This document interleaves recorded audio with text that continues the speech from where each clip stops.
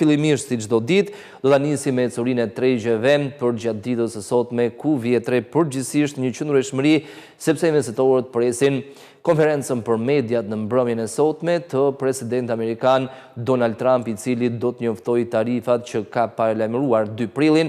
Ai e ka cilësuar si ditën e çlirimit të ekonomisë amerikane dhe do të ketë tarifa reciproke ndaj çdo vendi që aplikon deri më tani tarifa ndaj produkteve amerikane, por sikurse ai ka deklaruar më herët, do të aplikohen tarifa universale prej 25% për gjithë automjetet që prodhohen jashtë territorit të Shteteve të Bashkuara të Amerikës, dhe përjedhoi investitorët po tregojnë tepër të kujdesshëm në pritje të konferencës për media të Donald Trump, që parashikohet rreth orës 20 të mbrëmjes së sotme, dhe përjedhoi investitorët nuk dëshirojnë të marrin rrezik përpara se të mësojnë në detaje në lidhje me këto politika, sepse shpeshherë Donald Trump ka surprizuar me ato që ka deklaruar dhe me vendimet që ka marrë.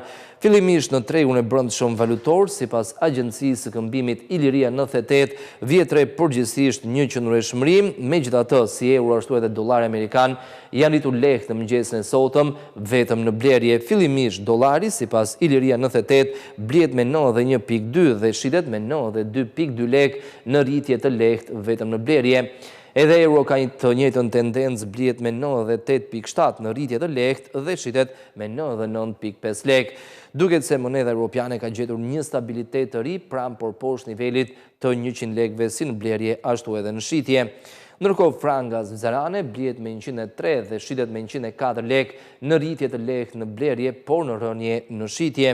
Në ecurinë e paundit britanik, kjo monedhë është në rritje si në blerje ashtu edhe në shitje, kuotohet në blerje në nivelin e 117.6 lekëve, ndërsa shitet me 119 lek. Dollari kanadez blihet me 63.6, shitet me 65.1 lek, gjithashtu vjetre një ngushtim i marzhit të tregtimit ose diferencës midis çmimit të blerjes dhe të shitjes, sepse kjo monedhë blihet nivelin e 63.6, shitet në 65.1 lek. Dollari australian ka një tendencë në rritje në mëngjesin e sotëm, ka fituar disa qindarka në raport me lekun, blihet me 57 dhe shitet me 58.5 lek. Ndërkohë, jeni japonez është i pandryshuar, blihet me 0.6 dhe shitet me 0.63 lek në ecurinë e lirës turke. Kjo monedhë është në të paktat që publikon humbje në raport me lekun, blihet me 2.33 dhe shitet me 2.45 lek. Lira turke, që kur shpërthyen protestat në Turqi rreth 2 javë më parë pas arrestimit kryetarit të Bashkisë Stambollit Imamoglu, lira turke ka pasur një tendencë në rënje përballë dollarit amerikan në tregje ndërkombëtare dhe përballë euros, përjedhoi kjo rënje është reflektuar edhe në tregun e brendshëm. Ndërkohë dinari maqedonas blihet me 1.55 dhe shitet me 1.61 lek. Në ecurinë e rublës ruse kemi të bëjmë me një tendencë në rritje, rubla blihet me 0.82 dhe shitet me 1.04 lek, dhe së fundmi juani kinez blihet me 11.46 dhe shitet me 12.72 lek në mëngjesin e sotëm, sipas agjencisë së këmbimit valutor Iliria 98. Kjo ishte ecuria e tregut të brendshëm, ndërkohë në tregje ndërkombëtare, gjithashtu vjetre një qetësi dhe investitorët nuk dëshirojnë ndërmarrjen rrezik përpara se të mësojnë më tepër nga konferenca për mediat e Donald Trump në mbrëmjen e sotme.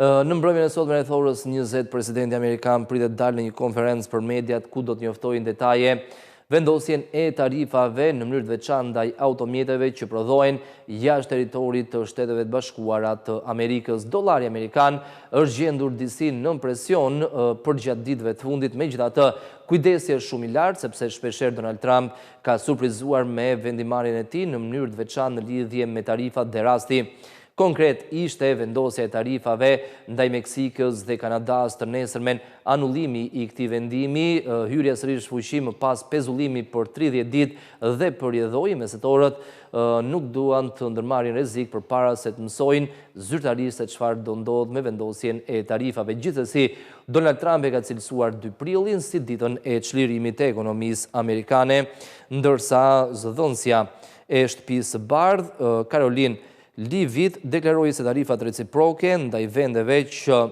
importojnë tarifa ndaj produkteve amerikane do të hyjnë në fuqi menjëherë pas njoftimit pas konferencës që do të mbajë Donald Trump, pra do të hyjnë në fuqi duke nisur nga mbrëmja e sotme.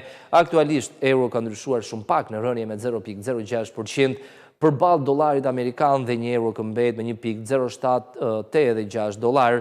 Poundi ka humbur 0.13% të vlerës, duket se kjo monedhë ka gjetur një stabilitet pra nivelit të 1.29 në raport me dollarin, këmbehet aktualisht me 1.2902 dollar, ndërsa përballë frangës dollari është rritur me 0.15%, kuotohet në 0.8846 franga. Dollari australian është në rritje me 0.38% të vlerës, kuotohet në 0.63 dollar amerikan. Dollari kanadez përballë atij amerikan gjithashtu ka ndryshuar shumë pak në rënje me 0.06%, këmbehet me 0.6988 dollar amerikan dhe përballë jenit dollari është rritur lehtë me 0.05%, këmbehet me 149.69 yen mesatarisht. Në tregun e kriptomonedhave, sërish ditën e sotme është rikthyer tendenca në rënje dhe arsyeja është e njëjtë. Investitorët janë larguar nga asetet me rrezik ku bëjnë pjesë edhe kriptomonedhat me në krye Bitcoin dhe kanë preferuar më së shumti asetet e kategorizuara si të sigurta. Presim tabelën për të parë ecurinë e tregut të kriptomonedhave deri në këto momente dhe gjithmonë më shumë ky treg po ndërlidhet me ekonominë reale. Aktualisht, Bitcoin ka humbur 1.13% të vlerës dhe kuotohet në 84.274.6 dollar, Ethereum në rënje me 2.71%, kuotohet në 1.861.26 dollar, edhe Ripple ka rënë me 1.91% të vlerës, kuotohet shumë pra nivelit të 2.1 dollarve. Litecoin realizon humbjet më të mëdha me 3.8%, këmbehet mesatarisht me 81.43 dollar dhe Bitcoin Cash është në rënje me 1.66%, mesatarisht kuotohet në 304.58 dollar. Ndërkohë për sa i përket ecurisë së tregut të naftës, benchmarkët kryesor po shfaqen të qëndrueshëm në sesionin e sotëm me një tendencë në rënje të lehtë, sepse investitorët janë të shqetësuar se tarifat e njoftuara nga Donald Trump, që do të njoftohen zyrtarisht në mbrëmjen e sotme, do ndëmtojnë ekonominë amerikane, ekonomitë respektive, por njëkohësisht do ngadalsojnë edhe ekonominë globale, përjedhoi kërkesën për naftë. Brendi Londrës ka rënë me 0.58%, kuotohet në 74.06 dollar për fuqi. Nafta bruto amerikane është në rënje me 0.62% të vlerës, kuotohet në 70.76 dollar dhe nafta e përpunuar në bursën e Londrës është në rënje me 0.59%, kuotohet në 679.25 dollar për ton.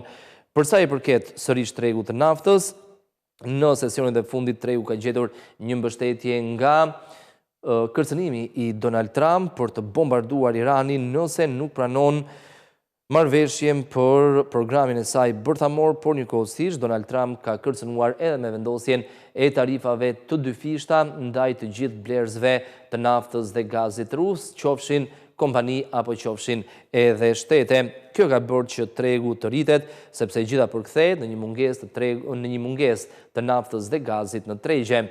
Ndërkohë do të kalojmë dhe në ecurinë e tregut të metaleve të çmuara, ku vjetre një korektim i lehtë i çmimeve në sesionin e sotëm.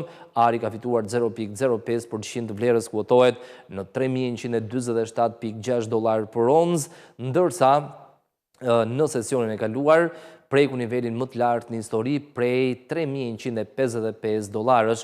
Edhe sot, metali verdh vjon qëndroi pra niveleve më të larta historike dhe arsyet kryesore që kanë mbështetur metalin e verdh janë tensionet gjeopolitike, kërcënimet për vendosjen e tarifave që mund ngadalsojnë ekonominë globale dhe në situata të tilla, investitorët preferojnë metalin e verdh, por njëkohësisht disa monedha sikurse është ieni japonez, por edhe franga zvicerane.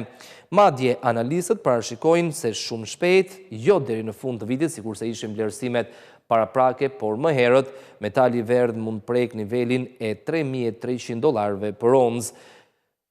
Argjendi kuotohet në 34.38 dollar në rritje me 0.19% të vlerës dhe platini është në rënje, ka zbritur poshtë nivelit të $1.000, kuotohet në $996 për oncë në rënje me 0.86%. Do të shohim gjithashtu edhe ecurinë e tregut të aksioneve për gjatë sesionit të sotëm ku bursat europiane po qëndrojnë në rënje në pritje të tarifave që do të njoftoj në mbrëmjen e sotme presidenti amerikan Donald Trump. Bursat europiane do të jenë të mbyllura në momentin kur Trump do të njoftoj vendimet e tij, por reflektimi do të vijë ditën e nesërme, ditën e njëjtë.